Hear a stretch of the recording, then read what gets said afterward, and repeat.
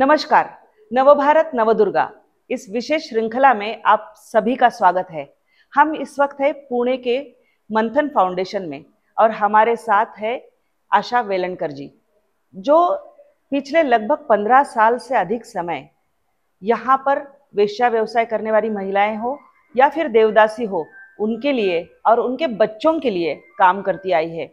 ये इनका काम सराहनीय इसलिए है क्योंकि समाज में इन महिलाओं की तरफ और उनके परिवार की तरफ, खास तौर से बच्चों की तरफ बहुत ही अलग नजरिए से देखा जाता है।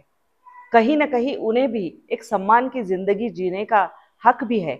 आशा ताई, बहुत अच्छा काम है आपका लगातार। नमस्कार। हमारा थैंक यू। आपका स्वागत है इस मालिका में हमारे। धन्यवाद।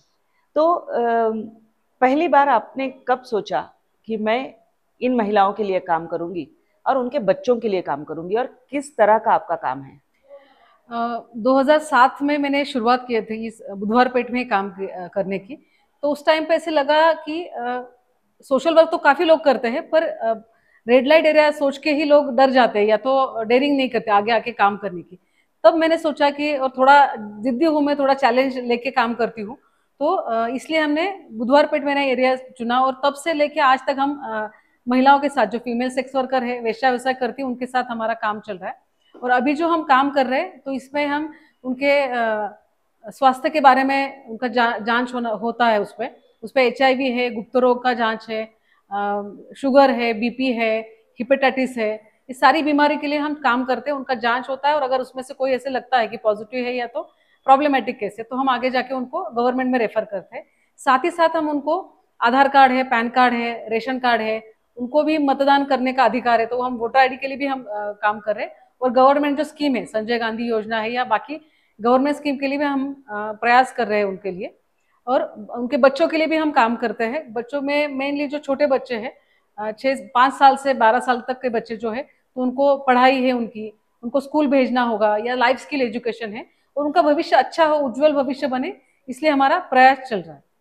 आपके लिए ये काम करना आसान नहीं होगा, क्योंकि देखिए, इन सब लोगों के लिए लगातार बस्ती में आके काम करना, इसमें भी जो नजरिया लोगों का होता है देखने का, वो एक अलग होता है। तो आपको किस तरह का अनुभव आया? जब मैंने शुरू में, जब मतलब पढ़ाई करी थी, उस टाइम पे मैंने काम शुरू किया था। तो तब भी जब शुरू में लोगों को बोलती थी मैं बुधवार पेट में काम कर रही हूँ, रेड लाइट एरिया में काम कर रही हूँ, तो थोड़ा सा ऐसा लगता था, अरे बुधवार पेट बताना है कि नहीं। पर बुधवार पेट तो बहुत बड़ा एरिया है। पर जब मैंने कॉन्फिडेंटली बताने लगी कि नहीं, रेड लाइट एरिया में मैं औरतों के लिए काम करती हूँ, तो खुद में एक आत्मविश्वास आ गया अपने आप ही उस टाइम पे। मतलब 15 साल, 16 साल पहले की बात कर रही हूँ। तो मैं डरी नहीं कहीं पे भी यहाँ पे। और जब हम काम करते तब समझ में आता है कि डरने की ऐसी कोई बात नहीं होती है। जिनको जरूरत है, महिलाओं को जरूरत है, उनके लिए हम सपोर्ट कर रहे हैं। उनका भी उतना ही सपोर्ट हमें मिलता है काम करते समय। तो धीरे धीरे फिर उसकी वजह से हम आगे बढ़ते गए और काम कर रहे हैं। तो नजरिए की बात, अभी भी मैं, जब मेरे पास अगर कोई काम के कोई स्टाफ है, तो मिलते नहीं है मुझे जल्दी, क्योंकि रेड लाइट एरिया है, बुधवार पेट है। तो ये सुन के लोगों को अभी भी नजरिया बदलना बाकी है। थोड़ा चेंज हुआ है, पर और बदलने की जरूरत है। आपके लिए कोविड का दौर सबसे मुश्किल रहा होगा, क्योंकि यहाँ पे ये बड़ी बस्ती है, इनके बच्चे हैं। यहाँ पे मुझे याद है कि ये कंटेनमेंट जोन की तरह कर दिया था, पूरे पतरे जी। रास्ते सब बंद थे। हाँ। तो इनकी खाने पीने की दिक्कतें होगी, इनका गुजारा रोज का चलना एक मुश्किल। तो उस समय किस तरह का काम रहा? कोविड का दौर हम सबको पता है कि कोविड सबके लिए पूरे दुनिया में अलग ही बीमारी थी। तो उस टाइम पे सेम जैसे बाकी जगह पे प्रॉब्लम हुआ, तो उससे काफी प्रॉब्लम यहाँ पे आए। क्योंकि इनका पेट कैसे भरता है, तो कस्टमर आएगा तो पैसे मिलेंगे 4, तो फिर खाना खा पाएंगे। रोज के बोलते हैं हम कि आज कमाई की तो खाना मिल सकता है। सेम सिचुएशन ऐसे ही था। तब हमने वहां पे, मतलब बुधवार पेट में हमने यहाँ राशन प्रोवाइड किया। बच्चों के लिए भी हमने प्रोटीन है, प्रोटीन डाइट है, च्यवनप्राश है, बिस्कुट है, जो बच्चों के लिए खाने की चीजें होती है वो दिया। और 1 महीना पूरे ऐसा राशन दिया। और जैसे खत्म होता है तो फिर से हमने वो दिया। इनफैक्ट सब्जी भी हमने उस टाइम पे दी थी। तो थोड़ा सा हम वो सपोर्ट कर पाए, क्योंकि टोटली जैसे आपने अभी कहा कि कंटोनमेंट जोन था और पूरा बंद हो चुका था। तो इस तरह से हमने राशन की तरह से प्रोवाइड किया। साथ ही साथ में अगर कोई बीमार पड़ता है तो वो हमने सपोर्ट किया, गवर्नमेंट हॉस्पिटल में भेजना, उनको ट्रीटमेंट देना, ये सारी चीजें की थी। उसी दौर पे हमने, जब गवर्नमेंट के साथ हम काम कर रहे, तो दिसंबर से आगे से 3 महीने का फिर औरतों को 5-5 हजार ऐसे गवर्नमेंट ने भी सपोर्ट किया था। वो महिला बाल कल्याण के थ्रू वो मदद मिली थी यहाँ पे।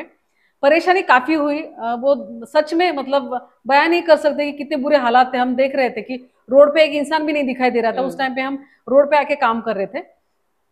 एनजीओ थी इसलिए थोड़ा सा सस्टेन कर पाए। इस तरह से आगे चला थोड़ा सा।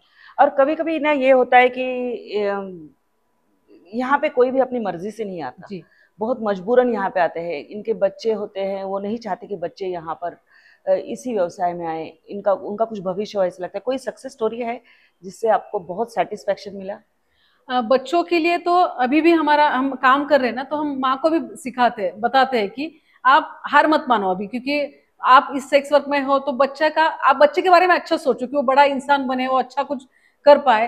तो इसलिए हम कोशिश कर रहे हैं कि अभी का अगर लास्ट 15 साल की बात की जाए तो बच्चे स्कूल जा रहे, अगर कोई नहीं जा रहे तो हम उसको फिर से स्कूल में कैसे भेजा जा सकता है, उसको क्या ऐसे सिखा सकते हैं खेल कूद की तरह कि जो उसे अटैचमेंट हो कि नहीं स्कूल जाना चाहिए। इस तरह से काम चल रहा है। और अभी के भी जो छोटे बच्चे हैं उनके साथ भी हम काम करें ताकि वो बीच में स्कूल ना छोड़ पाए, वो उनको पढ़ना लिखना आना चाहिए। साथ ही साथ में एक फैमिली का माहौल हम दे रहे हैं। ये मंथन हमारा ऑफिस है पर उनके लिए घर जैसा है।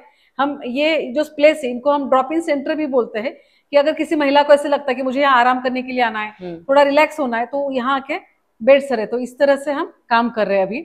और महिलाओं की बात की जाए तो एक सक्सेस स्टोरी हमारे पास ऐसी है कि जो चाहती थी मुझे धंधा नहीं करना है, जिसकी एक छोटी बच्ची भी थी और थोड़ा पार्टनर परेशान कर रहा था, तो मेरे पास आई, बोला उनसे कि मैडम मुझे काम नहीं करना है, मुझे सेक्स वर्क अच्छा नहीं लगता है। तो हमने उसे 3 महीने का ट्रेनिंग दिया। ट्रेनिंग देने के बाद हमने उसको जॉब भी लगा दिया। ये सक्सेस स्टोरी है। और आगे भी हम उस पर और ऐसे सोच रहे हैं कि लाइवलीहुड पे हम कुछ कर पाए।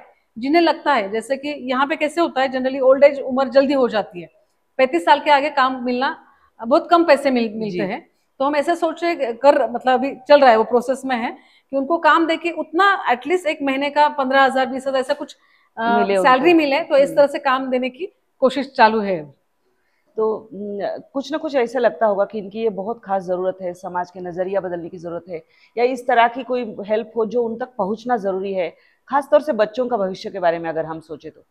बच्चों के लिए तो मैंने जैसे अब आपको अभी कहा कि हम उनको यहाँ आके पढ़ा भी रहे, वो स्कूल भी जा रहे हैं, वो तो हम कर रहे हैं। और आगे जाके वो अच्छा बने, वो एक स्टोरी आगे जाके इस तरह से बने कि वो एक अच्छी पोजीशन पे काम करे। वो सेक्स वर्कर का बच्चा होके भी उसे खुद को ऐसे ना लगे कि मैं सेक्स वर्कर का बच्चा हूँ, तो वो एक टैबू निकालना है।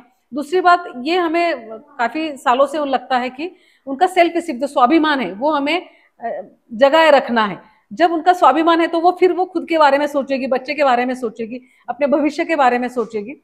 और इसलिए हम अलग अलग प्रोग्राम में उनको इन्वाइट करते हैं। अभी एक नेशनल कमीशन का भी एक प्रोग्राम था मुंबई में, वहां पे भी हम औरतों को लेके गए।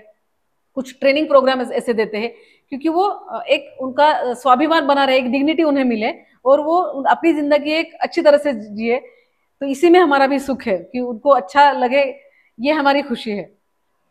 आशाताई की तरह जो अलग अलग क्षेत्र में काम करने वाली विशेष महिलाएं हैं, उनसे हम आपका इस श्रृंखला में परिचय कराते रहेंगे। आप बस हमारे साथ चलते रहिएगा। प्रतिभा चंद्रन, नव भारत, पुणे।